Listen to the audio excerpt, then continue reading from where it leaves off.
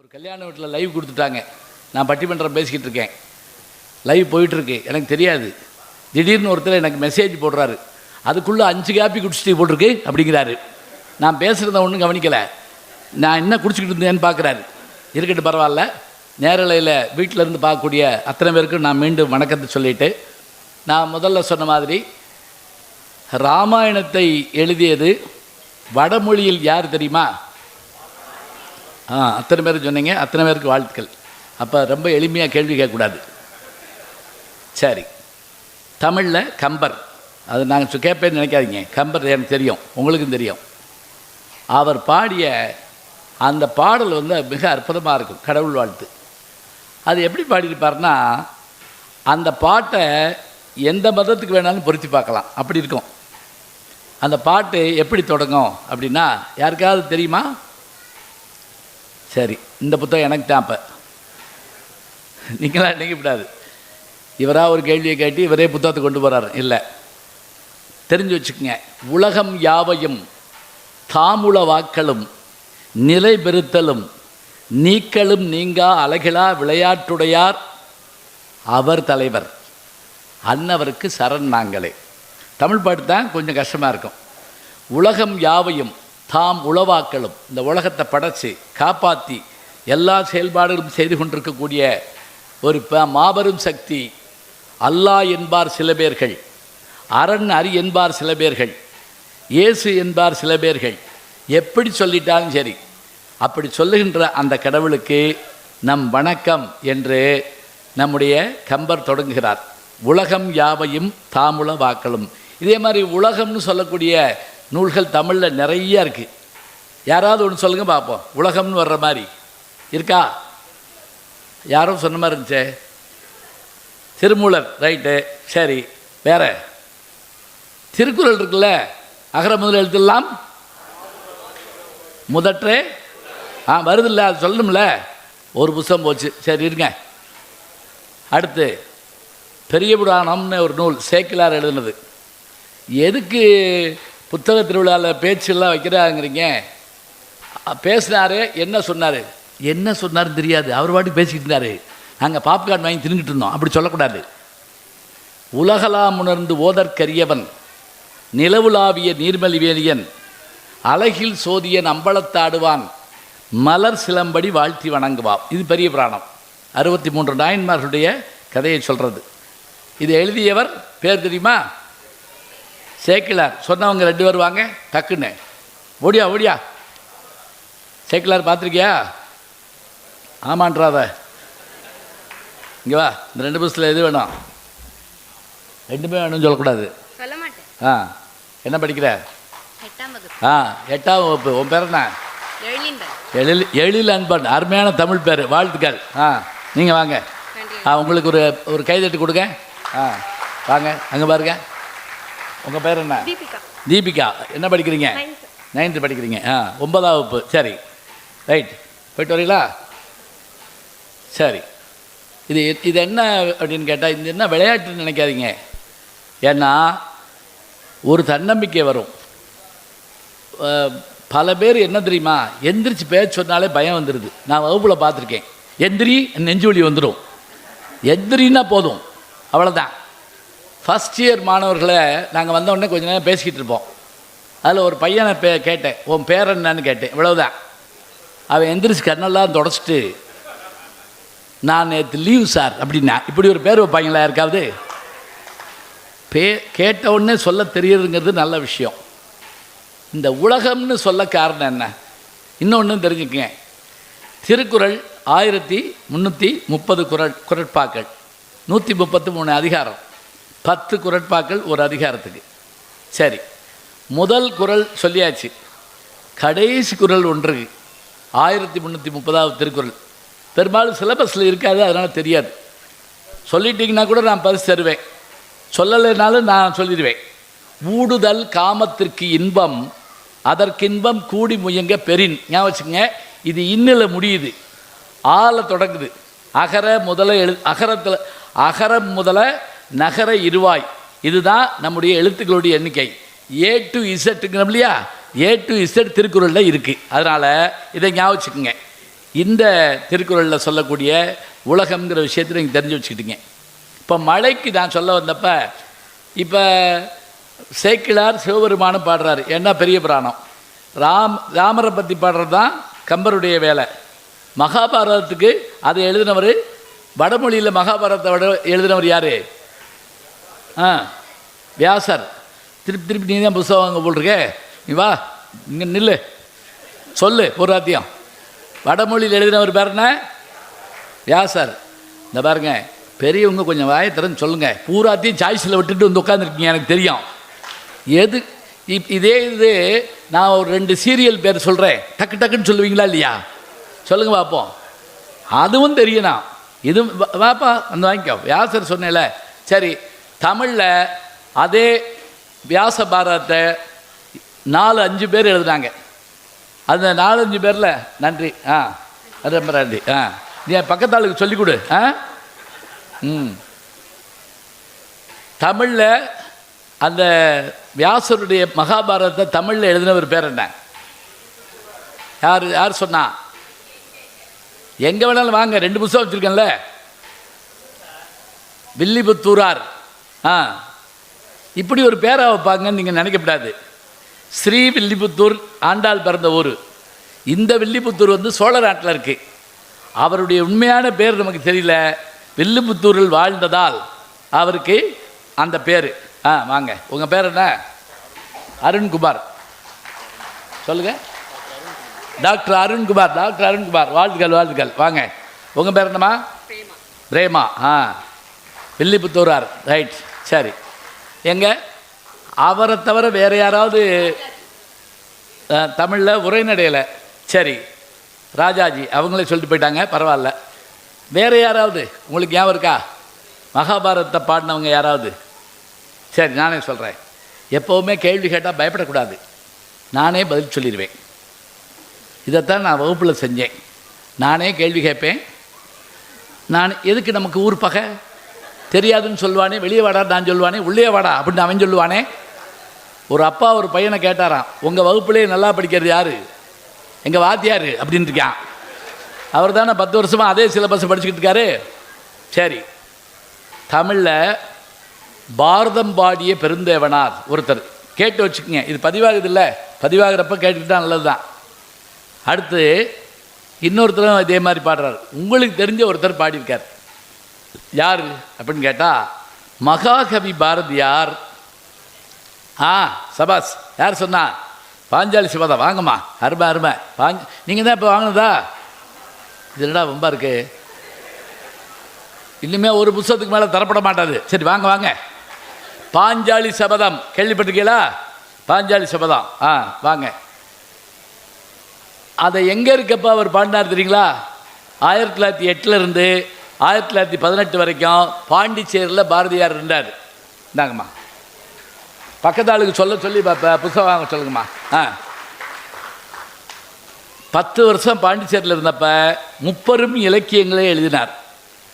அதில் ஒன்று பாஞ்சாலி சபதம், இன்னொன்று குயில் பாட்டு. யார் சொன்னா? வாங்க வாங்க ஒடியாங்க.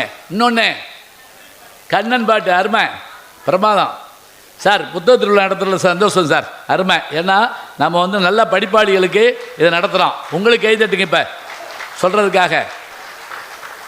ஏன்னா நம்ம வந்ததுக்கு என்ன தெரிஞ்சுக்கிட்டோம், என்ன கேட்டுக்கிட்டோம், இது வேணும். குயில் பாட்டு, கண்ணன் பாட்டு, பாஞ்சாலி சபதம், 30 இலக்கியங்களை, குறுங்காப்பியங்களை படித்தார். எங்கே ஒருத்தர் சொன்னவருக்கானா? வராரா? கோச்சிட்டு போயிட்டார் அவருள்ள. வாங்க நீங்கள். இல்லை இங்கே இவர் சொல்லிட்டு இங்கே போயிட்டாங்க. வாங்க ஐயா, வாங்க வாங்க வாங்க.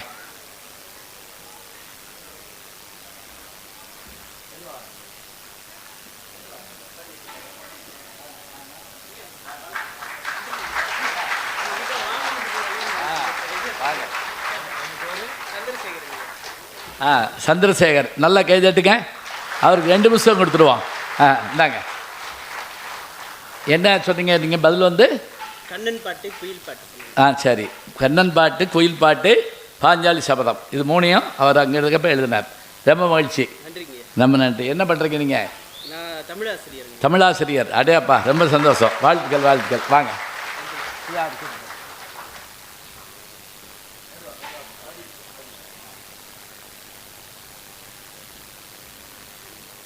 பார்த்தீங்களா எவ்வளோ பெருமையாக இருக்குது. இது வேணும் நமக்கு. இதெல்லாம் நம்ம தெரிஞ்சு வச்சுக்கிறணும். பாஞ்சாலி சபதம், கண்ணன் பாட்டு, குயில் பாட்டு, இந்த மூணும். இந்த பாஞ்சாலி சபதம் என்னன்னு கேட்டால், பாரத கதையில் ஒரு பகுதி மட்டும் எடுத்து வச்சுக்கிட்டார். எதுக்காக அதை பாடினார் தெரியுமா? ஆங்கிலேயர்கள் நம்மை ஆண்டார்கள், அரசர்கள் கவனிக்கலை. அப்படிப்பட்ட நேரத்தில் பாரத தாய் பாஞ்சாலி மாதிரி நடு சபையில் வச்சு எப்படி துயில் இருந்தாங்களோ அது மாதிரி அவமானப்படுத்தப்படுறா, பார்த்துக்கிட்டு இருக்கலாமா, பாஞ்சாலி சபதம் போடு, யுத்தம் பண்ணு, ஆங்கிலேயரை விரட்டு. இதுக்காகத்தான் அவர் என்ன பண்ணார்னா பாஞ்சாலி சபதம் பாடினார். அதில் வரக்கூடிய அருமையான வார்த்தை என்ன தெரியுங்களா? சூதாட்டத்தில் எல்லாத்தையும் தோத்த உடனே பீமன் கோவப்பட்டு என்ன பண்ணா, அர்ஜுனனை பார்த்து எரிதழல் கொண்டு வா, நெருப்பு, கதிரை வைத்திருந்தோன்னு அண்ணன் கையை எரித்திடுவோம். அப்போ தான் அர்ஜுனன் சொல்கிறான். இதை ஞாபகம் வச்சுக்கோங்க. இதை பல பேர் சொல்லுவாங்க, எதில் வருதுன்னு சொல்ல மாட்டாங்க. உதாரணமாக இந்த பாட்டு, தர்மத்தின் வாழ்வு தன்னை, இது அர்ஜுனன் சொல்கிறான். தர்மத்தின் வாழ்வு தன்னை சூது கவும், தர்மம் மறுபடியும் வெல்லும் என்னும் இயற்கை மர்மத்தை நம்மாலே உலகங்கற்கும் வழி தேடி விதி இந்த செய்தான். இன்று கட்டுண்டோம், பொறுத்திருப்போம், காலம் மாறும், தர்மத்தை மென்மேலும் வெல்ல காண்போம், தனு உண்டு காண்டீபம் அதன் பேர் என்றார். இந்த பாட்டை கேட்குறப்ப நமக்கு உற்சாகம் வரணும் தான் அவர் சொன்னது. இன்னொன்று, இந்த கேள்விக்கு பதில் சொல்லிட்டா என் புத்தகம் நான் வண்டியில் வச்சுருக்கேன், கொடுப்பேன். அடிக்கடி நீங்கள் தேர்தலில் எல்லாம் பேசுவாங்கள்ல, இப்படை தோற்கின் இப்படை தோற்கின் எப்படை வெல்லும். இது எந்த இலக்கியத்தில் வருது யாருக்கா தெரியுமா? தெரிஞ்சு வச்சுக்கோங்க. எல்லாரும் சொல்லுவாங்க இப்படை தோற்கின் எப்படை வெல்லும். சரி, ஒரு குழு கொடுக்கவா? தமிழ்தாய் வாழ்த்து. தமிழ்தாய் வாழ்த்து பாடினவர் யார்? மனோன்மணியம் சுந்தரனார். அவர் எழுதிய மனோன்மணியம் அந்த காப்பியத்தில் அது செய்யுள் வடிவத்தில் இருக்கும். அது பொயட்ரி. அதில் கடைசியில் ஜீவக எழுதி அவன் பேசுவான், இப்படை தோற்கின் எப்படை வெல்லும் அப்படி கேட்பான். இப்போ ஒரு புத்தகம் போச்சு, பரவாயில்ல, தெரிஞ்சு வச்சுக்கோங்க. இப்போ இதெல்லாம் எதுக்கு சொல்கிறேன் அப்படின்னா, நமக்கு என்னென்ன தெரியுங்கிறது ஒரு பக்கம் தான். வாங்க வாங்க வாங்க, கை தட்டுங்க. ஈரோடு மகேஷ் வந்துட்டார், வாங்க மேலே வந்துருங்க மகேஷ், வாங்க. இந்த விசில் அவருக்கு தானே? சரி சரி சரி. போதும் போதும். சரி, அதாவது என்னென்னா, புத்தகத்திலால விசில்லாம் அடிக்கக்கூடாது என்ன, அதை வச்சுக்கோங்க. நம்ம கைதட்டலாம், நம்ம செய்யக்கூடாது. ஏ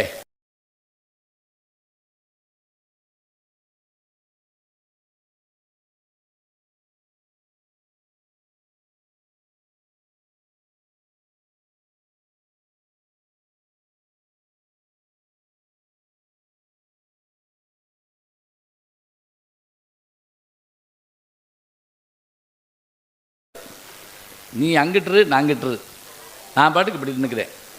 கை குலுக்கிறது கூட நம்ம வழக்கம் இல்லை. இதை கொரோனாவில் கடைப்பிடிச்சோம்ல, அப்படியே இருந்துக்கப்பா நான் இங்கிட்டு இருக்கிறேன் அப்படின்னு சொன்னோம்ல. அது மட்டும் இல்லை, 3 வகையான வணக்கங்கள் இருக்குது நம்மகிட்ட. என்னென்ன? இப்படி நெஞ்சுக்கு நேரம் கும்பிட்டோம்னா நண்பர்களை கும்பிட்றோம்னு அர்த்தம். இப்படி நெத்திக்கு நேரம் கும்பிட்டோம்னா ஆசிரியரை கும்பிட்றோம்னு அர்த்தம். ஆண்டவனை கும்பிட்றப்ப சரணாகதி இப்படி கும்பிடணும். இப்படி கும்பிட்டா ஆண்டவனை கும்பிட்றோம்னு அர்த்தம்.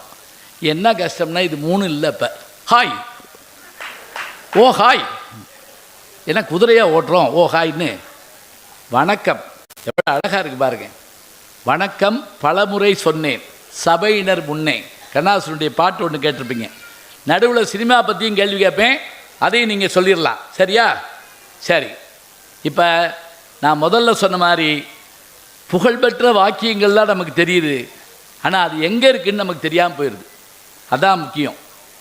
இன்றைக்கி எனக்கு கொடுத்துருக்கக்கூடிய தலைப்பு தமிழே அமுதே. இந்த வரியை நீங்கள் எங்கேருந்து எடுத்துருப்பேன்னு உங்களுக்கு தெரியுதா? தமிழுக்கும்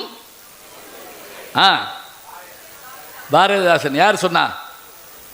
புஸ்தகம் தீரப்போகுது. இவரா வாங்க வாங்க வாங்க, சபாஸ் சபாஸ். ஆ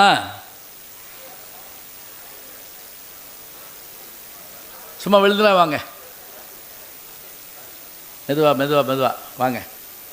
பாருங்கள், இதை நமக்காக உலகம் பூரா ஒளிபரப்பிக்கிட்டு இருக்க கேமராமேன் பேருங்க? என் பேர் சரவணன், மதுரை.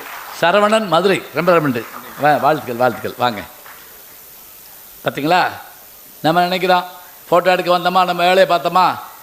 இன்னும் கூட சில பேர் இவர் பாட்டுக்கு பேசுவாரா, நடுவில் கேள்வியை கேட்டு புத்தகத்தை கொடுக்குறேன் டயத்தை வேஸ்ட் பண்ணி நீ எப்போ போய் நம்ம வீட்டுக்கு போய் அப்படி நினைக்காதீங்க. இதெல்லாம் கிடைக்காது. இன்னொன்று, இந்த மாதிரி சபை எங்களுக்கு கிடைக்காது. அதை விடுவோமா? யோசிச்சு பாருங்கள். எவ்வளோ நாளாச்சு இப்படி பார்த்த கூட்டத்தை பார்த்து. அதுவும் ஆன்லைன் மீட்டிங்லாம் நடந்தப்போ நாங்கள் பட்ட பாட்டிருக்கே அம்மா, அது பெரிய கஷ்டம். இருக்கட்டும். அப்போ நல்ல கேள்விகளும் நல்ல பதில்களும் சொல்லணும். தமிழுக்கும் அமுதென்று பேர். இன்பத் தமிழெங்கள் தமிழெங்கள் உயிருக்கு நேர். தமிழ் அத்தகைய பெருமை மிகுந்தது. அமிழ்தம் அப்படிங்கிறாங்க.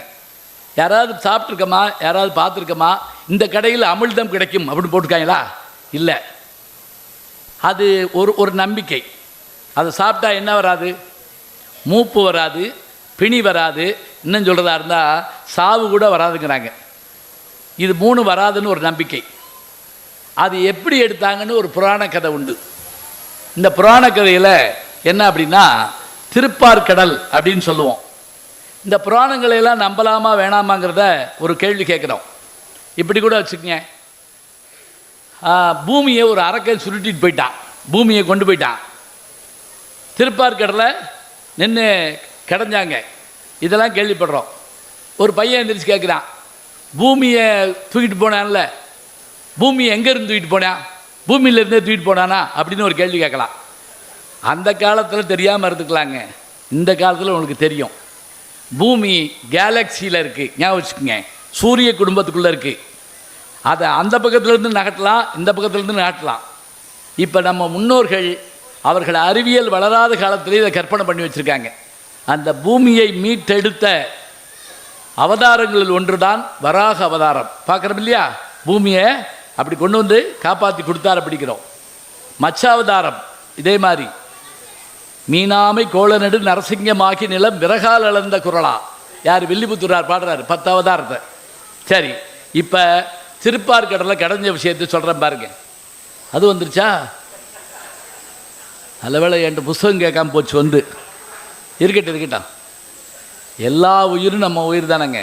எத்துணையும் பேதமுறாது எவ்வுயிரும் தம்முயிர் போல் எண்ணி ஒத்துரிமை உடையவராய் உவக்கின்றார் யாவர் அவர்களுடன் சித்த சத்துருவாகி எம்பெருமான் இடம்புரியும் நடம்புரியும் இடமென நான் தெளிந்தேன் அப்படின்னு வள்ளல் பெருமான் பாடுறார்.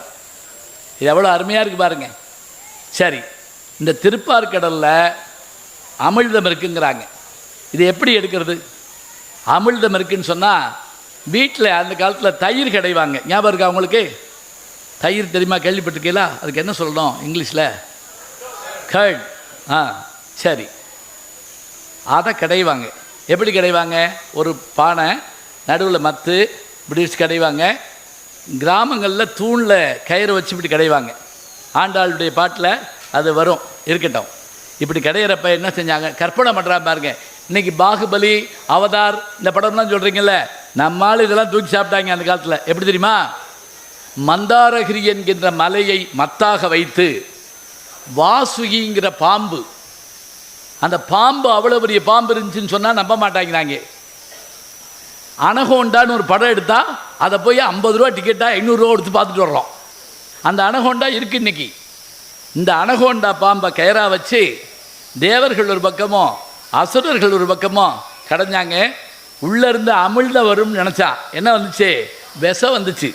போப்பால் விஷவாயு மாதிரி உள்ளேருந்து விஷம் வந்துச்சு. எல்லோரும் போட்டு ஓடி போயிட்டாங்க. ஓடாதே ஓடாதேன்னு கட்டிக்கிட்டு பல பேர் ஓடிட்டாங்க. இப்போ அந்த விஷத்தை எடுத்து உலகத்தை காப்பாற்றின பெருமை சிவபெருமானுக்கு உண்டுன்னு சொல்கிறோம். அதனால தான் இப்படி எடுத்து அவர் வச்ச உடனே அவர் அதை சாப்பிட்டாருன்னா உலகம் அழிஞ்சு போகும்னு சொல்லி பக்கத்தில் இருந்த பார்வதி, மீனாட்சி, உமையம்மை அவருடைய இப்படி தொண்டையில் அப்படி கை வச்சாங்களாம்.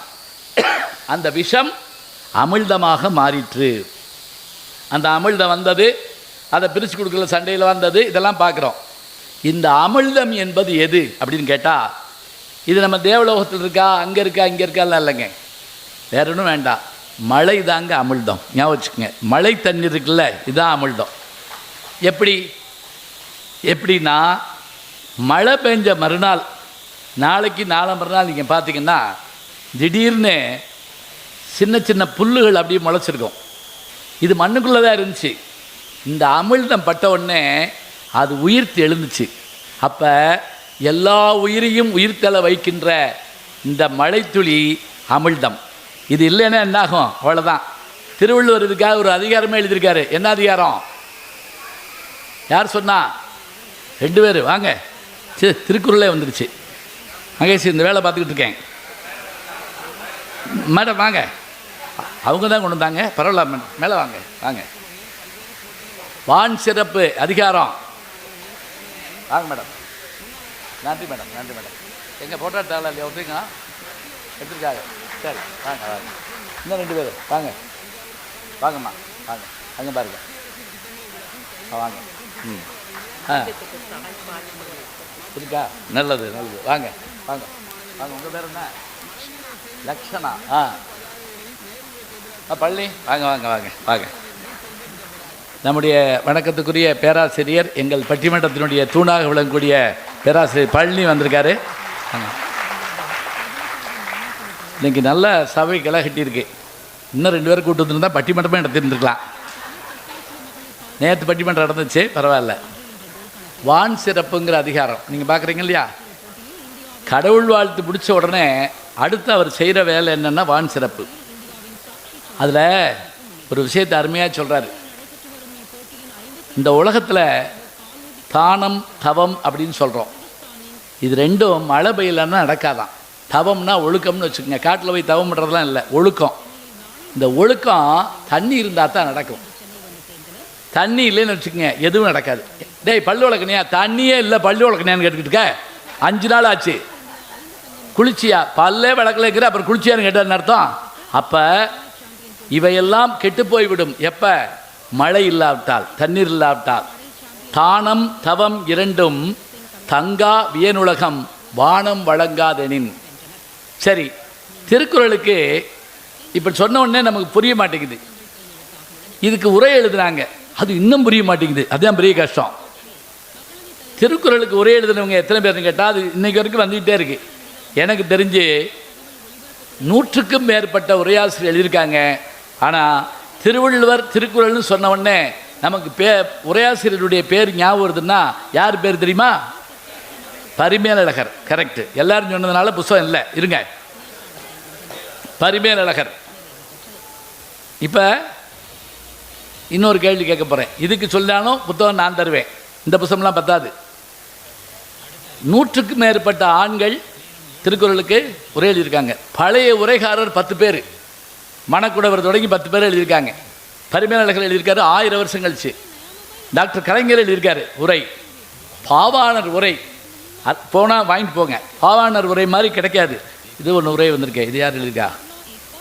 இது பொதுவாக போட்டிருக்காங்க. சரி இருக்கட்டும். பாவாணர் அவர் தேவநேய பாவாணர். ஞாபகம் வச்சுக்கங்க, தேவநேய பாவாணர். அவர் எப்படிப்பட்டவர்னு உங்களுக்கு அவரை சொல்லிட்டு சொல்கிறேன் கேளுங்க. ஒரு முறை அவருக்கு ஒரு கடிதம் போட்டார் ஒருத்தர். ஐயா, காவல்துறையினுடைய உயர் அதிகாரியை நாம் சூப்பரண்டன்ட் அப்படின்னு சொல்கிறோம். இந்த சூப்பரண்டன்ட்டுங்கிறதுக்கு தமிழில் என்ன சொல்லலாம் அப்படின்னு ஒரு கார்டு தான் போடுறாங்க. யாருக்கு? தேவநேய பாவாணருக்கு. அவர் தமிழ் மொழியில் வல்லவர், பல மொழிகளில் வல்லவர். உடனே அவர் என்ன பண்ணாருங்களா, அவருக்கு பதில் எழுதினார். ஐயா, அருமையான கேள்வி கேட்டிருக்கீங்க. இப்போ நம்ம தாசில்தார் வட்டாட்சியர் சொல்கிறோம் இல்லையா, அது மாதிரி கமிஷனர் ஆணையர்னு சொல்கிறோம் இல்லையா, மாவட்ட ஆட்சித்தலைவர் சொல்கிறோம்ல, அது மாதிரி சூப்பரண்டன்ட் இதுக்கு என்ன தமிழ் தெரியலன்னாங்க. இவர் என்ன பண்ணாருங்களா, அதுக்கு சொன்னார், மலை நாடுகளில் ஏலக்காய் தோட்டங்கள், கரும்பு தோட்டங்களில் வேலை பார்க்கக்கூடிய அந்த தொழிலாளர்களை கண்காணிப்பதற்கு ஒருத்தர் இருப்பார். அவர் பேர் என்ன அப்படின்னா கண்காணி. கேள்விப்பட்டிருக்கீங்களா? நீ பெரிய கண்காணியாக்கம் அப்படின்னா என்ன அர்த்தம்? எங்களெல்லாம் பார்க்க வந்துட்டியாக்கம். கண்காணிப்பாளர். கண்காணிங்கிற சொல்ல நம்ம கண்காணிப்பாளர்னு பயன்படுத்தலாம் அப்படின்னு அந்த கடிதத்தில் எழுதுகிறாருங்க. பேரறிஞர் அண்ணா அவர்கள் தமிழ்நாட்டினுடைய முதலமைச்சரான உடனே அந்த சொல்லை அப்படியே எடுத்து காவல்துறை கண்காணிப்பாளர் அப்படிங்கிற பட்டத்தை கொடுக்குறாங்க. இப்போ இந்த சொல் எங்கேருந்து வந்துச்சுன்னா தொல்காப்பியத்தில் எடுத்தார், திருக்குறள் எடுத்தார் இல்லைங்க, நாட்டுப்புற மக்கள் வழக்கில் இருக்கக்கூடிய வாயில் இருக்கக்கூடிய சொல்ல இருந்து எடுத்தாருங்க. நம்ம சொல்கிற சொல்ல தான் இருக்குது. நம்ம எல்லாம் தெரிஞ்சு வச்சுக்கிட்டோம்னாலே போதும். இன்னும் கூட அழகாக சொல்கிறேனே, பழமொழிகள் நிறைய இருக்குது. பல பழமொழிகளுக்கு அர்த்தம் தெரியாது. இப்போ முதல்ல பழமொழின்னா என்னன்னு தெரியுமா? நான் பாட்டுக்கு பேசிக்கிட்டே போகிறேன். பழமொழினா என்ன அப்படின்னா பழைய மொழி, பிசி, வாய்மொழி, அங்கதம் தொல்காப்பியத்தில் வருது. பழமொழினா என்னென்னா போகிற போக்கில் அடிச்சுட்டு போவாங்க. நம்ம கிராமத்தில் இந்த பாரதி ராஜாவுடைய படம் பார்த்தீங்களா, மண்வாசனை படத்தில் அவங்க காந்திமதி அம்மா விடாமல் பழமொழி சொல்லுவாங்க. அந்த பழமொழியில் என்னன்னு கேட்டிங்கன்னா கோபத்தில் வேகத்தில் அவங்க சொல்கிற பழமொழிகள் அதுக்கு அருமையான பொருள் இருக்கும். எப்படி தெரியுமா? கமுக்கமடி கத்தால காதில் கிடக்கிறது பித்தாலை அப்படிப்பா. கமுக்கமடி கத்தாழைங்கிறது ஒரு வகையான பயிர். அது என்ன, நம்ம காட்டில் விளையுதில்ல முள்ளோட, அது எனக்கு காப்பியா என்னது இப்போ குடிக்க முடியாது, அப்படி வைங்க. எனக்கு தெரியும், நான் பேசுகிறப்ப தான் வரும். இன்னொரு வரைக்கும் உட்காந்துருந்தேன்ல, அப்போ கொண்டு என்ன வரட்டும். அது நல்லா தெரிஞ்சு சிரிக்கிறாரு. பட்டிமன்றத்தில் கரெக்டாக பார்த்தீங்கன்னா நான் பேசிக்கிட்டு இருப்பேன், 5 பேர் முறுக்கு திங்கிறது, காப்பி குடிக்கிறது, கொஞ்சம் ஆற்றி கொடு தம்பி அப்படின்னு ஒரு அம்மா கேட்கும். அது செய்கிறது, கொடுங்க மறந்துடாமல் அப்புறம் வாங்க தம்பி என்ன. சரி ஆமாம். இப்போ நான்லாம் ஹோட்டலுக்கு போனால் அந்த சர்வர் கூட இருக்கார்ல, அவரோட ஒரு செல்ஃபி எடுத்துக்கிடுவேன். ஏன் சொல்லுங்கள்? யார்கிட்ட சொன்னோம்னு தெரியாது, எல்லோரும் ஒரே மாதிரி இருக்காங்க. உங்களுக்கு புரியும்னு நினைக்கிறேன். அவனுக்கு மொழியும் புரிய மாட்டேங்குது, ஒன்றும் புரிய மாட்டேங்குது. அதனால் என்னன்னு கேட்டால் அவனோட செல்ஃபி எடுத்துக்கிட்டோம்னா, ஓ நீ தானா இங்கே வா அப்படின்னு சொல்லி கேட்போம்ல, அதுக்காக.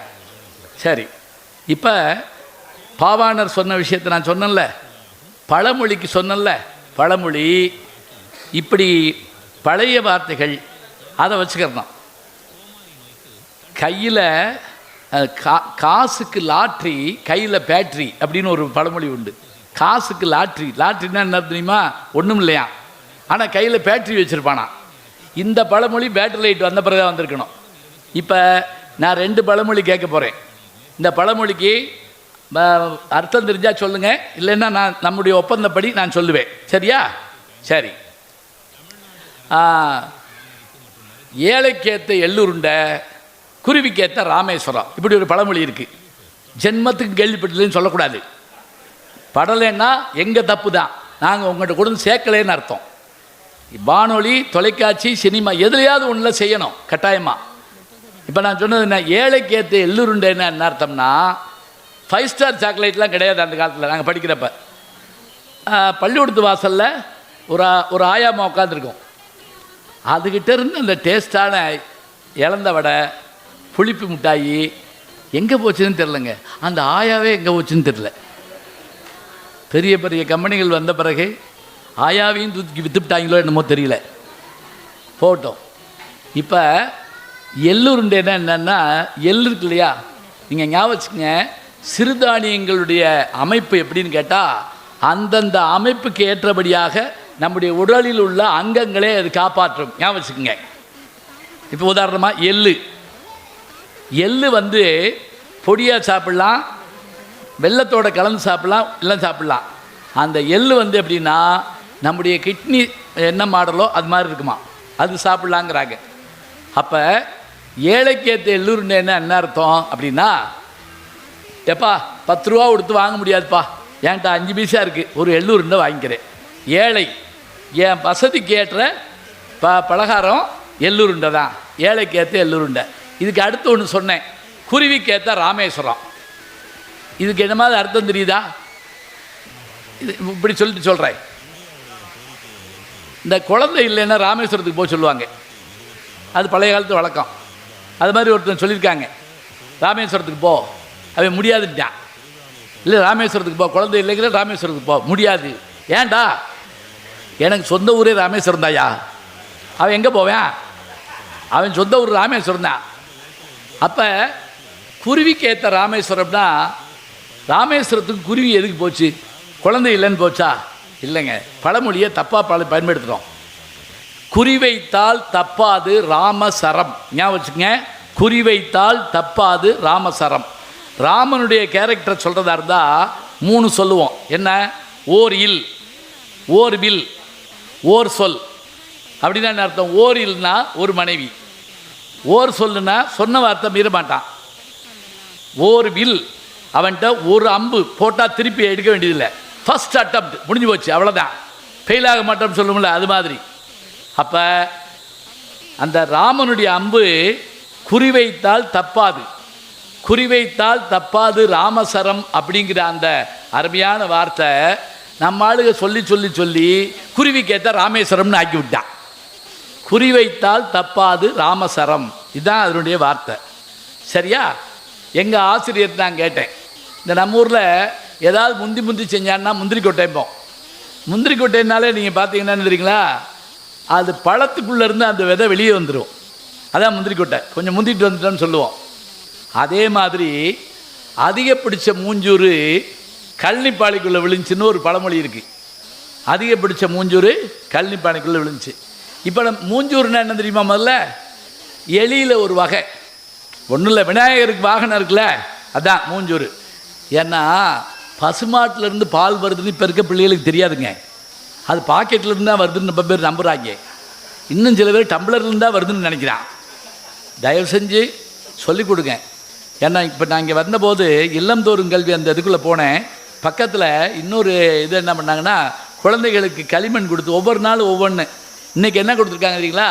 களிமண் கொடுத்து பிள்ளைகளை வேணுங்கிற மாதிரி என்ன இது செய்ய, உருவம் செய்யி. இப்போ பிசைஞ்சு பிசைஞ்சு பிசைஞ்சு பிள்ளைக அருமையாக செய்யுது.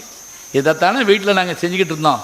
மண்ணை தொடாத, வெளியே போகாத, அங்கே போகாத, இங்கே போகாத, டியூஷனுக்கு மாத்திரம் போ, அப்படி இப்படியே சொல்லி சொல்லி நான் என்ன சொல்கிறேன், நாளைக்கு மழை வந்தால் பிள்ளைகளை ஒரு 10 நிமிஷம் நினைய விடுங்க, அப்புறம் கூட பார்த்துக்கலாம். எந்த வீட்டிலேயாவது விட்டுருக்கம்மா சொல்லுங்க பார்ப்போம். மழை வருது உள்ளே போ, மழை வருது உள்ளே போ, இப்படியே சொல்லிட்டா அந்த பிள்ளை மழையை எப்போங்க பார்க்கும்? இயற்கையோடு வாழ பழகினா தான் நமக்கு ரொம்ப நல்லா இருக்கும். சரி இருக்கட்டும். அதிக பிடிச்ச மூஞ்சூறு கழனிப்பானைக்குள்ளே விழுந்துச்சு. இதுக்கு என்ன அர்த்தம்? எங்கள் வாத்தியார்ட்ட நான் கேட்டேன். அவர் பேராசிரியர் ஜெயராமன். அவர் சொன்னார், தப்பாக புரிஞ்சுக்கிறாத, தப்பாக போய் எங்கேயும் பேசாத. இது என்னன்னு கேட்டால், அந்த காலத்தில் பெண்கள் சமையல் பண்ணுறப்ப, நல்லா நான் சொல்கிறத கேட்டுக்கிட்டே வரணும். அந்த காலத்தில் பெண்கள் சமையல் பண்ணுறப்ப சோறு வடிப்பாங்க. சோறு பானையில் வச்சு மேலே உளமூடி வச்சு இப்படி வடிப்பாங்க. இப்படி வடிக்கிறப்ப சில சமயம் கையை ஆடிடுச்சுன்னா அதில் இருக்கக்கூடிய சோறு என்னாகுமா, அதோடு சேர்ந்து போயிடுமா. அதிகம் வடித்த முன்சோறு இலைக்கு வர்றதுக்கு பதிலாக கழனிப்பானைக்கு போயிடுமா. அப்போ அதிகம் வடித்த முன்சோறு கழனிப்பானையில் விழுகுங்கிற விஷயத்த அதிக பிடிச்ச மூஞ்சூறு கழனிப்பானையில் விழுகுங்கிறோம். ஆசிரியர்னால் யார் தெரியுங்களா? நமக்கு தெரியாது சொல்லிக் கொடுக்குறவருங்க. அது மட்டும் இல்லை, மேடையில் பேசுகிறப்ப நயமாக நாகரிகமாக நகைச்சுவை சொல்கிறது எப்படின்னு எங்கள் பேராசிரியர் எங்களுக்கு சொல்லிக் கொடுத்தாங்க. ஒரு உதாரணம் சொல்கிற பாருங்க. நான் சொன்ன ஜெயராமன் அவர்கள், நான் அவரெல்லாம் சேர்ந்து தேவகோட்டைக்கு போயிருந்தோம். காரைக்குடி நகரத்தார் வீடு. அவருடைய மாணவர் அங்கே பேராசிரியராக இருக்கார், அங்கே கூப்பிட்டு போகிறார். நாங்களும் மாணவர், நாங்கள் இப்போ மாணவர், அவர் பழைய மாணவர். போனால் வீடு, காரைக்குடின்னு போயிருந்தீங்கன்னா தெரியும், தேவகோட்டையெல்லாம் போயிருந்தீங்கன்னா தெரியும். வீடு பார்த்துருக்கீங்களா? நான் முதல்ல பார்த்த உடனே சமயக்கட்டுக்கு சைக்கிளில் தான் போகலான்னு கேட்டேன். அவ்வளோ பெரிய வீடு. இப்போ இந்த ஸ்டால் முழுவதும் இருக்குல்ல, இது முழுவதும் ஒரு வீடு. இதுக்கு வெள்ளையடிச்சா தெருவுக்கு வெள்ளையடிச்ச மாதிரி. இங்கே உள்ளே போனோம், பார்த்துக்கிட்டு போகிறோம். அந்த மாணவர், அவர் பேராசிரியர், எங்கள் ஆசிரியர் வரவழைச்சி வீட்டை சுற்றி காட்டுறாருங்க. சுற்றி காட்டுறப்ப அவர் சொல்ல சொல்ல சொல்ல ஆச்சரியமாக இருக்குது. அவர் சொல்கிறார், இந்த பாருங்க, தூணு இது பர்மா தேக்கு, வாசப்படி இது ரங்கூன் தேக்கு, மேலே இருக்கக்கூடிய உத்தரம் இது யாழ்ப்பாணம் தேக்கு. சொல்லிக்கிட்டே வராரு. முதல்ல ஆச்சரியமாக இருந்துச்சு. அப்புறம் கொஞ்ச நேரம் கழித்து, என்னடா போட்டு படுத்துறாரு நம்மளை, இது தேக்குங்கிறாரு அதை தேக்குங்கிறாரு, இப்படி நாங்களாம் பேசிக்கிட்டான். எங்கள் வாத்தியார் அதெல்லாம் சொல்லக்கூடாது, பேசாமரு அப்படின்ட்டு வர்றாரு. அப்புறம் போய் உட்காந்துட்டோம். அவர் என்ன பண்ணார், தேன்குழல்னு ஒரு முறுக்கு இருக்கும், பார்த்துருக்கீங்களா? கை சுத்து முறுக்கு மாதிரி தேன்குழல், அந்த முறுக்கு, அப்புறம் மைசூர் பாகு, அப்புறம் அந்த ரவா லாட்டெல்லாம் கொண்டு வந்து வச்சாங்க. வச்ச உடனே நாங்கள் எங்கள் வாத்தியாரை பார்த்தோம், சாப்பிடுங்க அப்படின்னாரு. எடுத்து கடிச்சா முறுக்க கடிக்கவே முடியல. எங்கள் ஆசிரியர் கேட்டார், இதுவும் தேக்கா அப்படின்னு கேட்டார். இந்நேரம் வரைக்கும் தூண் தேக்கு, மரம் தேக்கு, தேக்குன்னு என்ன, உறுதியான மரம், உறுதியான மரம். அவங்க வசதிக்கு முறுக்கையும் தேக்கில் செஞ்சுட்டாங்களோ. அது என்ன தெரியுங்களா, இப்படி கேட்ட உடனே அவரும் சேர்ந்து சிரிச்சாருங்க. யார்? வீட்டுக்காரரும் சேர்ந்து, இல்லை இல்லையா தேன்குழல் முறுக்கு தான் கொஞ்சம் ஹார்டாக இருக்குது. சில நேரங்கள் அப்படி இருக்கும்ல. ஒருத்தர் ஒரு வீட்டுக்கு சாப்பிட போனார். அந்த அம்மா ஜிலேபி கொண்டு வந்து வச்சுச்சு, வாயில் வச்சார், அப்படியே பிடிச்சிக்கிடுச்சு அது வாயை. அவர் பிச்சை எடுத்துட்டு என்ன செய்யறது தெரியாமல் யோசிச்சார். அதுக்குள்ளே அந்த அம்மா வந்து கேட்டுச்சு, ஜிலேபி நல்லா இல்லையான்னு கேட்டுச்சு. ஆஹா, அருமையான ஜிலேபி, நான் தான் ஒரு 6 மாதம் லேட்டாக வந்துட்டேன் அப்படின்னு இருக்காரு. என்ன அர்த்தம்? அது செஞ்சு 6 மாதம் ஆச்சுன்னு அர்த்தம். இதுக்கு ஒரு திருக்குறள் இருக்குங்க. அது நல்லா இல்லைன்னா கூட அது என்ன சொல்லக்கூடாதா, நல்லா இல்லைன்னு சொல்லி அவங்க மனசை நோகடியக்கூடாதான். ஊற்றப்படுவது நஞ்சாக இருந்தாலும் கூட ஊற்றுகின்றவருடைய முகம் கோணக்கூடாது என்பதற்காக அதையும் கூட வாங்கி சாப்பிடக்கூடிய பண்பாடு தெரிந்தவன் தமிழன். ஞாபகம் வச்சுக்கோங்க. பெயக்கண்டும் நஞ்சுண்டமைவர் நயத்தக்க நாகரீகம் வேண்டுபவர். நயத்தக்க நாகரீகம் வேண்டுபவர் யாருன்னு கேட்டால் பெயக்கண்டும் நஞ்சுண்டமைவர். இப்போ நீங்கள் கேட்கலாம், ஏயா அவன் நஞ்சை ஊற்றுவான், குடிச்சு விட்டு அப்படியே நுரதள்ளி செத்து போக சொல்கிறியா? அப்படி இல்லைங்க. நம்ம ஒரு வீட்டுக்கு போகிறோம், உங்களுக்காக இனிப்பு பலகாரம் அருமையாக செஞ்சுருக்கோம், கருப்பட்டி பணியாரம் அப்படிங்கிறாங்க. எனக்கு சுகர் இருக்குது, நான் சாப்பிட மாட்டேன் சொல்லக்கூடாது. என்ன சொல்லணும் தெரியுமா? மனசுக்குள்ளே சொல்லணும், மைண்டு வாய்ஸ் சொல்கிறோம்ல, சாப்பிடக்கூடாது, இருந்தாலும் பரவாயில்ல 2 மாத்திரையை சேர்த்து போட்டுக்கிடுவோம், அம்மா கொடுங்க அப்படி வாங்கி சாப்பிட்றோம்ல, அதுதான் நாகரிகம், அதுதான் பண்பாடு. இன்னொன்று தெரிஞ்சுக்க, விருந்துக்கு போய் வியாதிக்காரன் பக்கத்தில் உட்காரக்கூடாதும்பாங்க. அது என்ன தெரியுமா? நான் அப்படி மாட்டியிருக்கேன். ஒரு கல்யாண வீட்டுக்கு போயிருந்தோம், வரிசையாக உட்காந்துருந்தாங்க, நான் 2ஆவதாக உட்காந்துருந்தேன். எனக்கு முன்னாடி கிட்ட ஒருத்தர் உட்காந்துருந்தார், அல்வா கொண்டு வந்தாங்க. அவனை அப்படி பார்த்தார் அவர், சுகர் போ. அவன் எனக்கு வைக்காமல் போயிட்டான். அவன் என்ன நினச்சா, இந்த ஏரியாவே சுகர் ஏரியா போல் இருக்கு, அந்த ஒன்றும் சாப்பிடல, பஜ்ஜி என்ன போயிரு. அன்றைக்கி என்ன சாப்பிட்டேங்கிறீங்க? ரசம் சாப்பிட்டு வந்தேன். இதுக்காக நம்ம போய் ஒவ்வொரு பந்தியாக விசாரிக்க முடியுமா? இந்த ஏரியா சுகர் ஏரியாவா, அந்த ஏரியா? அப்படி கேட்க முடியாது. சாப்பிட்றப்ப சந்தோஷமாக சாப்பிட்டு கூட சரி பண்ணிக்கலாம். அப்போ பழமொழிகளை தெரிஞ்சு வச்சுக்கணும், பாடல்களை தெரிஞ்சு வச்சுக்கணும். பாட்டு பழமொழி எல்லாம் போக வீட்டில் குழந்தைகளோட கொஞ்சம் நேரமாவது பேசணும். இப்போ வந்திருக்க பெற்றோர்களுக்கு ஒரே ஒரு வேண்டுகோள் என்னென்னா, குழந்தைகள்கிட்ட கொஞ்ச நேரம் பேசுங்க. போன உடனே செல்லை அவங்க கையில் கொடுத்துட்டு, நான் டிவி பார்ப்பேன், நீ செல்லை பார்க்கணும், யாரை பற்றியும் கவலைப்படக்கூடாது, அப்படி சொல்லக்கூடாது. ஒரு குழந்தை அம்மாட்ட, அம்மா கதை சொல்லுமான் இருக்கு. உடனே அந்த அம்மா சொல்லியிருக்கு, நான் ஏன்டா உனக்கு கதை சொல்கிறேன். இப்போ கொஞ்ச நேரம் கழிச்சு உங்கள் அப்பா வருவார், ஏன் லேட்டுன்னு கேட்பேன். அவர் சொல்லுவார் பார் கதை, சொல்லிக்கிட்டு இருக்கப்பே அவங்க அப்பா வந்துட்டார். இந்த அம்மா ஏன் லேட்டுன்னுச்சு. அதாவது எங்கள் மேனேஜருக்கு இந்த பிளேட் சொல்லுங்கள், இந்த பிளேட் சொல்லுங்கள். கதை சொல்கிறப்ப சொல்லிக்கிட்டே வந்து ஒரு இடத்துல நிறுத்திட்டு குழந்தைகிட்ட கேள்வி கேட்கணும், கொஞ்ச நேரம் பேசணும், கொஞ்சம் பாராட்டணும். அப்போ தான் குழந்தைக்கு பிடிக்கும். பள்ளிக்கூடத்துக்கு போயிட்டு வர்ற குழந்தை கைக்குள்ளே கையை விட்டு ஒரு சின்ன பென்சிலை இப்படி எடுத்து காமிச்சு, அம்மா இன்னைக்கு எங்கள் பள்ளிக்கூடத்தில் திருக்குறள் எழுதியவர் யாருன்னு கேட்டாங்க, நீ சொல்லி கொடுத்தபடி திருவள்ளுவர்னு சொன்னம்மா, இந்த பென்சில் கொடுத்தாங்கம்மா அப்படின்னு சொன்னால் எல்லோரும் கைதட்டினாங்கம்மா அப்படின்னு சொன்னால் நம்ம என்ன செய்யணும் தெரியுமா? கைதட்டினாங்களா பாப்பா, உன்னை பாராட்டினாங்களா அப்படின்னு சொல்லி குழந்தையை தூக்கி அந்த குழந்தைக்கு ஒரு முத்தம் கொடுக்கணும். மெச்சி உனை ஊரார் புகழ்ந்தால் மேனி சிலிர்க்குதடி, கன்னத்தில் முத்தமிட்டால் உள்ளந்தான் கல்வரி கொள்ளுதடி, அப்படி பாராட்டணும். அதை விட்டுட்டு இதான் கொடுத்தாங்க எனக்கு அந்த பள்ளிக்கூட்டில் 1.5 லட்ச ரூபா கட்டுறேன், அந்த டீச்சர் இங்கிட்டு தானே வருவா, நான் வரட்டும். இது பாருங்க, பள்ளிக்கூடத்திலிருந்து தரப்படுகிற புல்லும் கூட புனிதமானது. ஞாபகம் வச்சுக்கோங்க. பள்ளியில் கல்லூரியில் கல்வி நிலையங்களில் தரப்படுகின்ற பொருள். இப்போ கோல்டு மெடல் எங்கே வாங்குவீங்க? கோல்டு மெடல் வந்து பள்ளிக்கூடத்தில் பல்கலைக்கழகத்தில் வாங்கினா தானே மரியாதை. இந்த கோல்டு மெடல் நான் வந்து அந்த நகைக்கடையில் வாங்கினேன், இந்த நகைக்கடையில் வாங்கினேன், லலிதா ஜுவல்லரிஸ். பல்கலைக்கழகத்தில் வாங்கினால்தான் கோல்டு மெடலுக்கு மரியாதை, பள்ளிக்கூடத்தில் வாங்கினால்தான் பரிசுக்கு மரியாதை. இப்போ நான் மேடையில் கூப்பிட்டு ஏன் பேசிகிட்டு இருக்கேன்? ஒரு வார்த்தை சொன்ன உடனே நீங்கள் பதில் சொன்னால் அந்த புஸ்தகத்தை வாங்கிட்டு போகிறப்ப என்ன தெரியுமா, இன்றைக்கி போயிருந்தோம், ஒரு கேள்வி கேட்டாங்க, நான் பதில் சொன்னேன், எனக்கு புஸ்தகம் கொடுத்தாங்க. இது பெருமை. பாராட்டி மகிழ்தல்.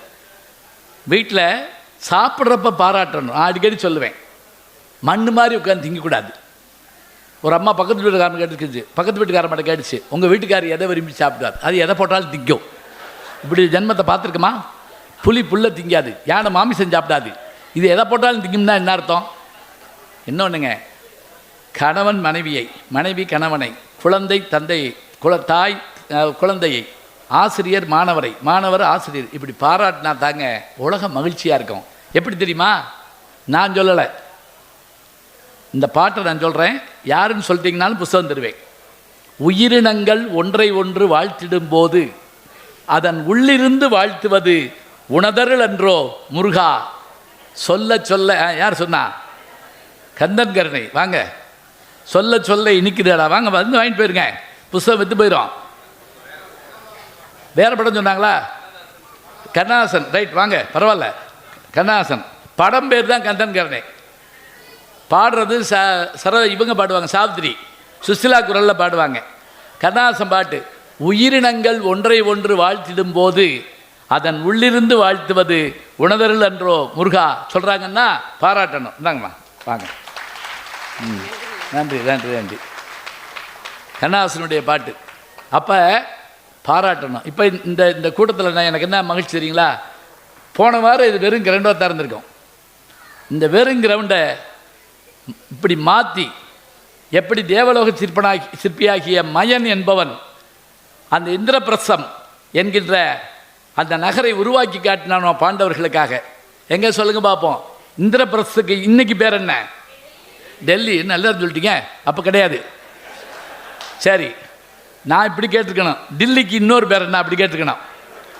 கேள்வியை உல்டாவாக்கி இருந்துருக்கணும். சரி, பரவாயில்ல, இந்திரபிரஸ்தம். அப்போ அந்த மயன் மாதிரி இந்த பாருங்க எவ்வளோ அழகு.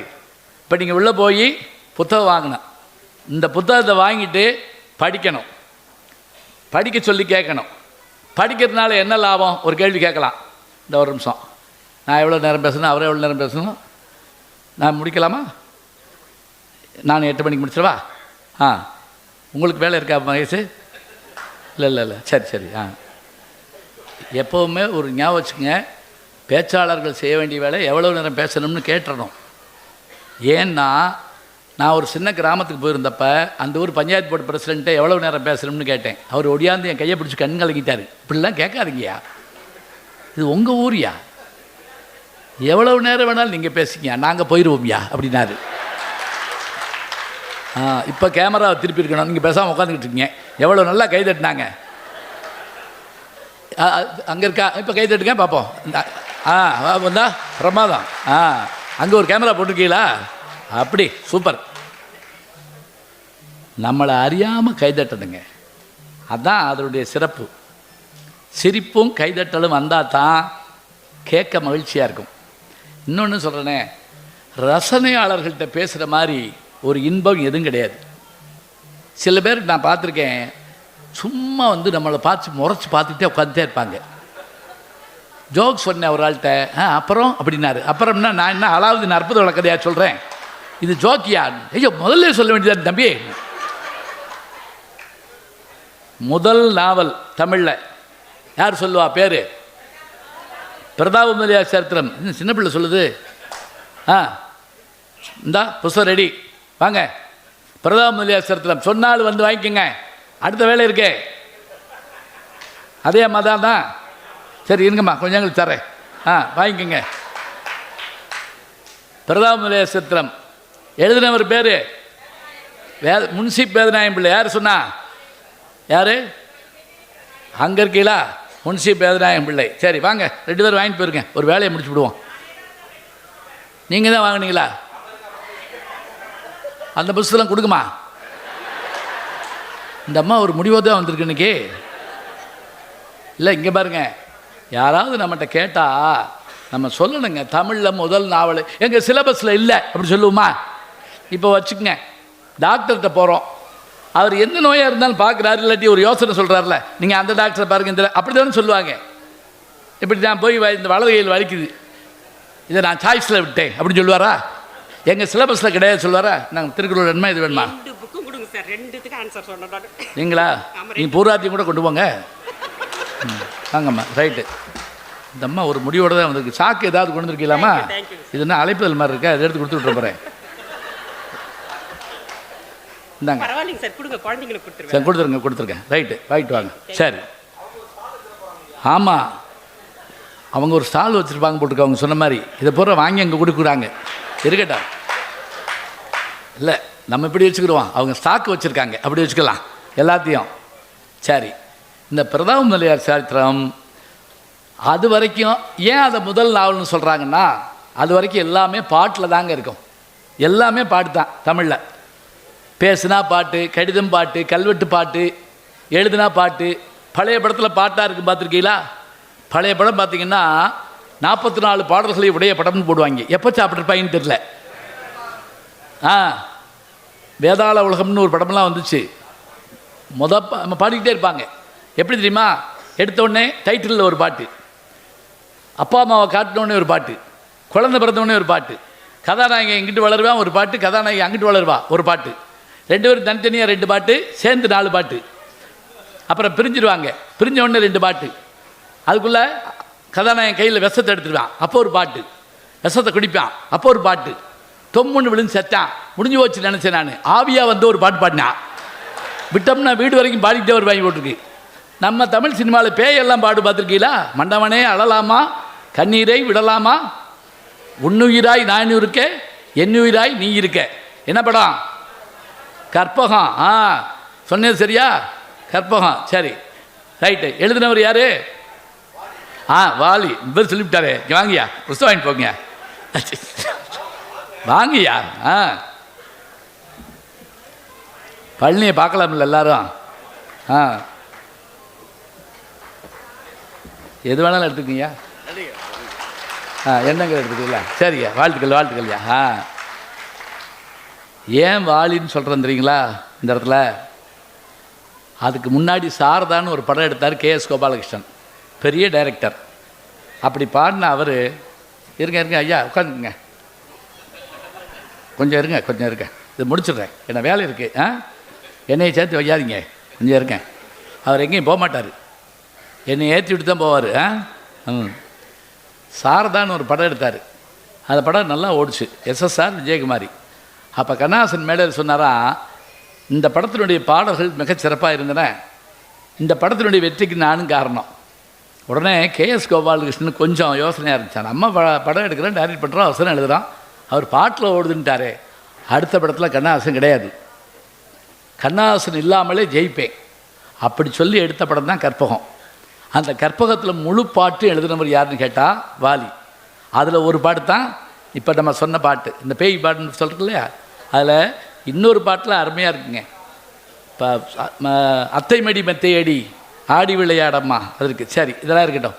இந்த முதல் நாவல் சொல்கிறப்ப எல்லா பாட்டாக இருக்குன்னு சொன்னல, இந்த பாட்டு எப்போ மாறுச்சுன்னு கேட்டால், உரைநடை என்ற ஒன்றை கொண்டு வந்த பிறகு அந்த பாட்டு வடிவத்திலிருந்து கொஞ்சம் எளிமையாக உரைநடைக்கு வந்தோம். இந்த உரைநடையை தமிழுக்கு தந்த பெருமகனா யார் தெரியுமா?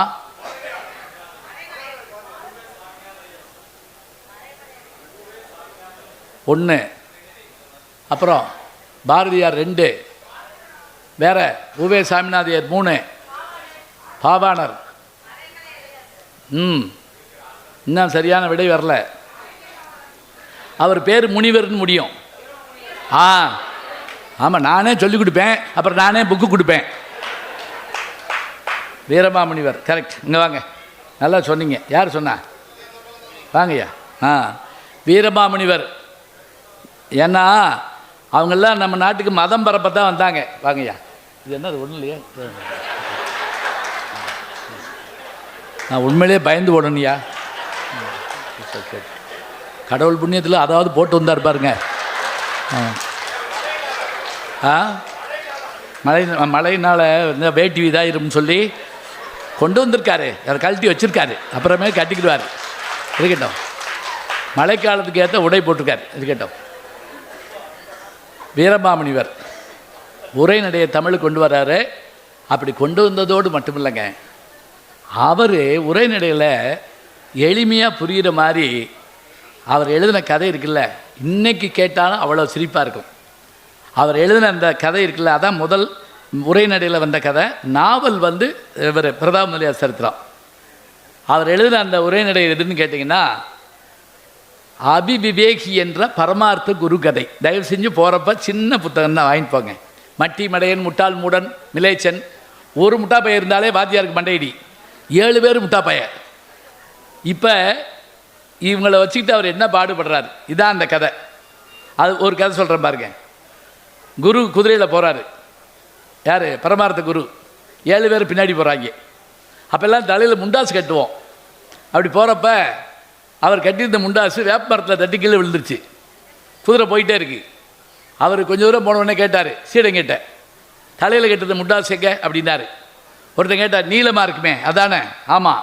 தலையில் கட்டுவீங்களே அதானே? ஆமாம். பட்டில் செஞ்சுருக்குமே அதானே? ஆமாடா. எங்கடா? 3 மைலுக்கு அங்கிட்டு கிடக்குது அப்படின்னாங்க. ஏன்டா எடுக்கலை?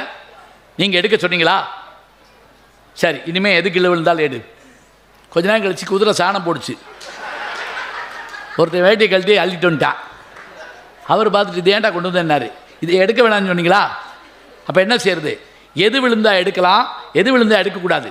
உடனே அவர் பட்டியல் கொடுத்தாரு. இது விழுந்தா எடு, இது விழுந்தா எடுக்காத, இது விழுந்தா எடுக்காத, இது விழுந்தா எடு. எல்லாத்தையும் குறிச்சிக்கிட்டாங்க. குதிரை அப்படியே மலை மேலே போயிருக்கு. தடுமாறி குதிரையில் வந்து குரு விழுந்து, அவர் மேலே குதிரை விழுந்து தூக்குன்னு கத்துறாரு. லிஸ்ட்டில் பார்க்குறாங்க, அவர் பேர் இல்லை.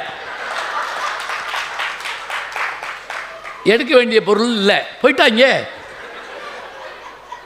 நல்லா ஞாபகம் வச்சுக்கங்க. சரியான ஆசிரியரும் சரியான மாணவரும் கிடைக்காவிட்டால் பெரிய தவளையை பிடித்த பாம்பு விழுங்கவும் முடியாமல் விட்டுவிடவும் முடியாமல் விடிய விடிய கட்டி 2 செத்து போகும் என்று விவேகானந்தர் சொன்னதைப் போல நல்ல குரு கிடைக்கவில்லை என்றால் இந்த நிலை நமக்கு ஏற்படும். அவர் தான் உரைநடையை நம்ம கொண்டு வந்தார். எழுத்து சீர்திருத்தம் அவர் தான் கொண்டு வந்தார். நிறைய சொல்லிக்கிட்டே போகலாம். இப்போ அந்த பிரதாப் முதலியார் சரித்திரம் சொல்லி முடிச்சிடுறேன். 8ஆக போகுது ஆச்சா? ஆமாம். பிரதாப் முதலியார் சரித்திரம் வந்து கேளுங்க. ஒரே ஒரு விஷயம். நாங்கள் டெல்லி தமிழ் சங்கத்துக்கு பேச போகிறப்ப முந்தி ட்ரெயினில் போவோம். 2 நாள் ஆகும். நைட்டு ஏறினோம்னா ஒரு பகல் 2 நைட்டு, மறுநாள் காலையில் போய் சேரணும். இப்போ நாங்கள் பட்டிமன்றத்துக்கு போவோம். அப்போ நாங்கள் என்ன செய்வோம் தெரியுங்களா? எங்களோட வர்றவங்கள்ட நாங்கள் 2-3 பேரில் ஒருத்தர் கையில் புத்தகம் வச்சுருப்போம். பிரதாப் முதலியார் சரித்திரத்தை ஒரு பையனை வாசிக்க சொல்லுவோம். எங்களோட வர்றவர் என்னுடைய மாணவர், அவர் பட்டிமன்றம் பேசுகிறவர் தான். வாசிக்க சொல்லுவோம். நாங்கள் 4 பேர் கேட்போம். அந்த பெட்டியில் உட்காந்துருக்கல முடங்குவாங்க. இவங்க தமிழ் வாத்தியாங்களாம் வந்து உயிர் வாங்குறாங்க அப்படின்னு சொல்லிகிட்டே இருப்பாங்க. இது எது வரைக்கும் நடந்துச்சு தெரியுங்களா? ஹைதராபாத் வரைக்கும் தாங்க. அதுக்கு பிறகு அந்த பெட்டியில் இருந்த அத்தனை பேர் வந்து வந்து வந்து அந்த புஸ்தகத்தை வாசிக்க சொல்லி கீழே தரையில் மேலே எல்லாம் உட்காந்துக்கிட்டாங்க. அவர் படிக்க படிக்க படிக்க படிக்க டெல்லி நெருங்கிருச்சு. புத்தகம் முடியலை. எல்லாருக்கும் கண்ணீர் வந்துருச்சுங்க. என்னங்க இது, இந்த புத்தகம் எங்கே கிடைக்கும்? இப்படி யார் படிப்பா? இந்த புத்தகம் எழுதி 150 வருஷம் ஆச்சு. ஞாபகம் வச்சுக்கோங்க. 1879 எழுதப்பட்ட புத்தகம். எப்படி இருக்குன்னு தெரியுமா ஜோக்கு? இன்றைக்கி என்னமோ நம்ம ஜோக் சொல்கிறோம்னு சொல்கிறோம். அதில் கதாநாயகி ஞானாம்பாள் மிகப்பெரிய அறிவாளி. முதல் புத்தகமே பாருங்கள், பெண்களுக்கான புத்தகம். கதாநாயகன் பிரதாப் முதலியார். கொஞ்சம் மக்கு, கொஞ்சம் இல்லை, சுத்தமாக மக்கு. அவன் போய் கதாநாயகி அத்தை மக அவட்ட போய் ஒரு கேள்வி கேட்பான். தமிழில் உயிரெழுத்து எத்தனை அப்படிமா? அவள் கரெக்டாக சொல்லுவாள். 12 அப்படிம்பா. தலையில் அடிச்சுக்கிடுவான். 50ன்னு சொன்னதுக்கே அந்த தமிழ் வாத்தியா என்னை போட்டு அடித்தான். நீ 12ன்னு சொல்கிற, உன்னைய கொல்ல போகிறான். இப்படி தாங்க ஆரம்பிக்கும். ஜோக்கு மேலே ஜோக்கு வந்துக்கிட்டே இருக்கும். அப்படியே பாருங்க. பரமார்த்த குருகதை நகைச்சுவை. முதல் நாவல் நகைச்சுவை. பாரதியினுடைய சின்னச்சங்கரன் கதை நகைச்சுவை. நம்ம பாரதியார வீரம் உணர்வு எல்லாம் சொல்கிறோம்ல, சின்னச்சங்கரன் கதையை படித்து பாருங்கள். அது மாதிரி நகைச்சுவை வேறு எதுவும் கிடையாதுங்க. அப்படி இருக்கும். அப்போ நல்ல விஷயங்களை படிக்கிறது நமக்கு ரொம்ப நல்லது. படிக்கிறதோடு மட்டும் இல்லை, கேட்டதை அப்படியே ஞாபகம் வச்சுக்கிறது ரொம்ப முக்கியம். இப்போ நீங்கள் கேட்பீங்க, அதெல்லாம் எதுக்குங்க? அப்படின்னா அது சரியாக வந்துடுது. இப்படி தான் கூகுள் இருக்குது, இப்படின்னா சாட் ஜிபிடி இருக்குது, எப்படின்னா பிராட் இருக்குது, எல்லாம் இருக்குது, எல்லாம் இருக்குங்க. என்னைய பேச கூப்பிடுறீங்க, நான் மனப்பாடம் பண்ணியோ உள்வாங்கியோ வச்சுருந்தா தான் பேச்சு நல்லாயிருக்கும். அப்போ தானே அது சுவையாக இருக்கும். கமராவை என்னை பேச கூப்பிடுறீங்க, நான் கமராவை என்ன புஸ்தகம் 6 காண்டத்தையும் தூக்கிட்டு வந்து வச்சு பாலகாண்டம், அயோத்திய காண்டம், ஆரண்ய காண்டம், கிட்கிந்து காண்டம், சுந்தரகாண்டம், யுத்தகாண்டம் 6ஐயும் வச்சுக்கிட்டு ராமன் இந்த வர்றேன், சீதை இந்த வர்றேன், நீங்கள் என்ன சொல்லுவீங்க, இந்த வர்றோம் அப்படின்னு போயிடுவீங்க. பாட்டை நான் உள்வாங்கி சொல்லணும், கேட்ட உடனே ஞாபகத்தில் இருக்கணும். படிப்பு என்பது அதுதாங்க. சொத்து கூட எங்கள் அப்பா சொல்லுவார், தமிழாசிரியர், டேய் எப்போ பாட்டு சொன்னாலும் முழுசாக சொல்கிறா, ஏன்னா பாதி பாதியாக சொன்னேன்னு வச்சுக்கோ, பணக்காரனுக்கு சொத்து இருக்கிற இடம் மறந்து போகிற மாதிரி உடனே பாட்டு மறந்து போகும்டா. பணக்காரனுக்கு சொத்து இருக்கிற இடம் மறந்து போகுமா? சில பேர் கொடைக்கானலில் வீடு வாங்கி போட்டுப்பாங்க, குற்றாலத்தில் எஸ்டேட் வாங்கி போட்டுப்பாங்க, மறந்து போகுமா? முழு பாட்டு சொல்லணுமா? அப்போ நான் சொல்லிட்டு வந்த விஷயங்களெல்லாம் ஒரு பகுதி தான் சொன்னேன். கடற்கரையில் காற்று வாங்க சில பேர் வருவாங்க, கடலை பருப்பு வாங்க சில பேர் வருவாங்க, சுண்டல் வாங்க சில பேர் வருவாங்க, படகுல ஏறி போக சில பேர் வருவாங்க, சில பேர் மீன் பிடிக்க வருவாங்க, சில பேர் மட்டுமே முத்தெடுக்க வருவார்கள். அப்படி முத்தெடுக்க வந்தவர்களாக நான் உங்களை கருதுகிறேன். நீங்கள் சுண்டல் வாங்கவோ காற்று வாங்கவோ சாதாரணமாக சிப்பி பறக்கவோ வரல, முத்தெடுக்க வந்திருக்கீங்க. அது எதுக்காக சொல்கிறேன்னா, உள்வாங்கினோடனே இந்த காதில் இங்கே சாப்பிட்ட உணவு இங்கே போனால் 3 மணி நேரம், ஆனால் இங்கே கேட்ட செய்தி இங்கேயோ போனால் சாகிற வரைக்கும் மறக்கப்படாது. ஞாபகம் வச்சுக்கோங்க. சரி, ஒரு போட்டியோடு முடிச்சிடுறேன். என்ன அப்படின்னா, இங்கே பாடின்னு ஒரு இடம் இருக்குது, அங்கே ஒரு சிவன் கோயில் இருக்குது. சூப்பர், திருவழிதாயம். யார் சொன்னா? வாங்க, சபாஸ். திருவழிதாயம் அதுக்கு என்ன சிறப்புன்னு யார் சொன்னீங்கன்னாலும் கொடுப்பீங்க. வாங்க, அதுக்கு என்ன சிறப்பு? குருஸ்தலம்லாம் இப்போ நம்ம இப்படி ஏற்றி விட்டோம், குருஸ்தலம், புதன் ஸ்தலம், அதெல்லாம் சித்தர்கள் வந்து போவாங்க. ஏன் ராமர் பூஜை பண்ணாடா, இன்னும் இருக்குது, சொல்கிறேன், இருக்கேன். வாங்கம்மா, வாங்க. திருவழிதாயம் ஞாபகம் வச்சுக்கங்க. இப்போ நான் சொன்ன பிறகு போய் பார்த்து வரணும். இந்தாங்க, ரொம்ப நன்றி. அந்த கோயிலுடைய கர்ப்ப கிரகம் வட்ட வடிவில் அமைந்திருக்கும். ஞாபகம் வச்சுக்கங்க. அதுக்கு பேர் என்ன அப்படின்னு கேட்டிங்கன்னா, அது வந்து கஜபிருஷ்டம்னு பேர். கஜம்னா என்ன? யானை. யானையினுடைய பின்பகுதி போல் வட்ட வடிவமாக அமைந்திருக்கும். இது மாதிரி கோயில் சில கோயில்கள்லாம் தமிழ்நாட்டில் இருக்குது. இதை கட்டினது பல்லவர் காலத்து கோயில். இதில் திருஞான சம்பந்தர் வந்து பாடியிருக்காரு, திருநாவுக்கரசர் வந்து பாடியிருக்காரு.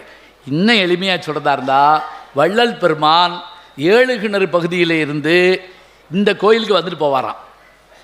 அந்த வள்ளல் பெருமானுடைய சிறப்பு என்ன தெரியுமா? நாள் பள்ளியோட போயிருக்காரு. ஓதாமல் ஒரு நாள் இருக்க வேண்டாம், ஒருவரையும் பொல்லாங்க சொல்ல வேண்டாம்னு ஏடா வந்தன்னைக்கே வேண்டாம்னு சொல்கிறாங்க அப்படின்னு வீட்டுக்கு போயிட்டார்.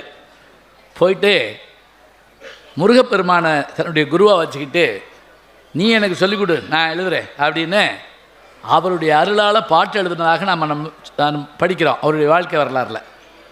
அவர் எழுதின பாட்டு ஒன்று சொல்லிவிட்டு நான் முடிச்சிட போகிறேன். நான் மட்டும் சொல்ல மாட்டேன், இதில் நீங்களும் பங்கேற்கிறீங்க, சரியா? அவர் போய் வேண்டான்னு சொன்னதுனால வேண்டும்னு சொல்கிற மாதிரி பாட்டு எழுதினார். இப்போ நான் இந்த பாட்டை சொல்லுவேன், இதில் எத்தனை வேண்டும் வருதுன்னு எண்ணணும், சரியா? ஒருத்தரும் நிறைய காட்ட மாட்டேங்கிறீங்க. எண்ணிட்டு வர்றப்போ விரல் தீந்து வச்சு நிற்படுத்தக்கூடாது. சில பேர் போதும்போது விடு, 10 விரல் தான் இருக்குங்க. என்னங்க இந்த எல்லாம் கால்குலேட்டர் வச்சுருப்போம், இதெல்லாம் வச்சுருப்போம். இப்போ இன்றைக்கி கால்குலேட்டர் வச்சுருக்கோம், முந்தையெல்லாம் மனசுக்குள்ளே கணக்கு போடுவோம்.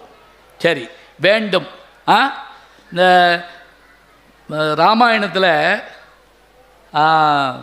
கால் வண்ணம் அங்கு கண்டேன், கை வண்ணம் இங்கு கண்டேன்கிறார் விஸ்வாமித்திரர். கால் பட்ட உடனே அந்த கல் பெண்ணாச்சு, அகலிகை. கை பட்ட உடனே அந்த வில்லு முறிஞ்சது. கால் வண்ணம் அங்கு கண்டேன், கை வண்ணம் இங்கு கண்டேன், 2 வண்ணம் வந்துருச்சா? இதே மாதிரி அத்திக்காய், காய், ஆலங்காய், வெண்ணிலை, நிறைய காய் வரும். பின்னாடி கூட வைரமுத்து ஒரு பாட்டில் எழுதினார், சத்தம் இல்லாத தனிமை கேட்டேன், யுத்தம் இல்லாத உலகம் கேட்டேன். எத்தனையோ கேட்டேன் வருது இல்லையா? நிறைய வருது. இப்போ நான் சொல்ல போகிற பாட்டில் வேண்டும்ங்கிற சொல்லி எத்தனை வருதுன்னு எண்ணிட்டிங்கன்னா போதும், வீட்டுக்கு போயிடலாம். வீட்டுக்கு போகலாம் இல்லை, அவர் பேசணும், நான் வீட்டுக்கு போயிடலாம், அதை சொன்னேன். என்றீங்களா? ரெடியா? சரி, எனக்கு ரொம்ப மகிழ்ச்சியாக இருக்குது. மகேஷ், நான் வந்தப்போ வெறும் நாற்காலியாக இருந்துச்சு, மனோதைரியத்தோடு பேசினேன். நீங்கள் தெரிஞ்சதே வந்திருக்கீங்க. எப்படி ஐயா பேசி கூட்டி வச்சுருவார் ஆளை, நம்ம மெதுவாக போனோம்னா நமக்கு ஒன்றும் பிரச்சனை இல்லை அப்படின்னு. இவ்வளோ பெரிய கூட்டத்தை கொடுத்துட்டு போகிறேன், ஞாபகம் வச்சுக்கோங்க. ஆமாம், திருப்பி கேட்பேன் வந்து. இருக்கட்டும், வேண்டும்ங்கிறது என்றதுக்கு தயாராக இருக்கேன். ஒருமையுடன் திருமலர் நினைக்கின்ற உத்தமிர்தம் உறவு வேண்டும். உள்ளொன்று வைத்து உறவு என்று பேசுவார், உறவு களவாவே வேண்டும். பெருமை பெரும் எனது புகழ் பேச வேண்டும். பொய்மை பேசாதிருக்க வேண்டும். பெருநெறி பிடித்து ஒழுக வேண்டும். மதமானவை பிடியாதிருக்க வேண்டும். மறுவு பெண்ணாசை மறக்க வேண்டும். உன்னை மறவாதிருக்க வேண்டும். மதி வேண்டும், நின்கிற நிதி வேண்டும். நோயற்ற வாழ்வு நான் வாழ வேண்டும். தர்மமிகு சென்னையில் கந்தகோட்டத்தில் உள்ள தலமோங்கு சென்ற வேளே தன்முக தெய்வமணி, உண்முக செய்வமணி, சண்முக தெய்வமணியே. எத்தனை வேண்டும்? உலகத்தில் இப்படி ஆன்சர் இருக்குமா? இங்கே 12, அங்கே 13, அந்த ஸ்பீக்கரில் 14. இருங்க இல்லை 14 இருங்க. நான் என்ன சொல்கிறேன், இந்த பாட்டு வேணாம், வேற பாட்டு வேற. இந்த பாட்டில் என்னன்னு கேட்டால் உண்டு. உண்டுங்கிறது என்னங்க? வேகமாக தான் சொல்லுவேன், இல்லாட்டி எனக்கு மறந்து போகும். அதே வேகத்தில் என்னணும், சரியா? உண்டுங்கிற வார்த்தை எத்தனை தடவை வருதுன்னு சொல்லு என்றுங்க.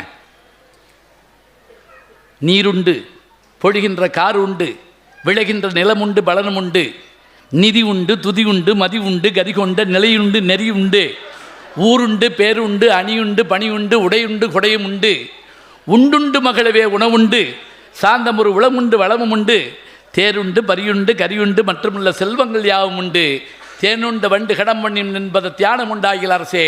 தாருண்ட சென்னையில் கந்தகோட்டத்தில் தலைமோங்கு சென்ற வேளே தன்முக தெய்வமணி, உண்முக செய்வமணி, சண்முக தெய்வமணி என்று சொல்லி எல்லா வகையான உண்டு உங்களுக்கு உண்டு என்று சொல்லி விடைபெறுகிறேன். நன்றி, வணக்கம். போய் எண்ணி பார்த்துங்க.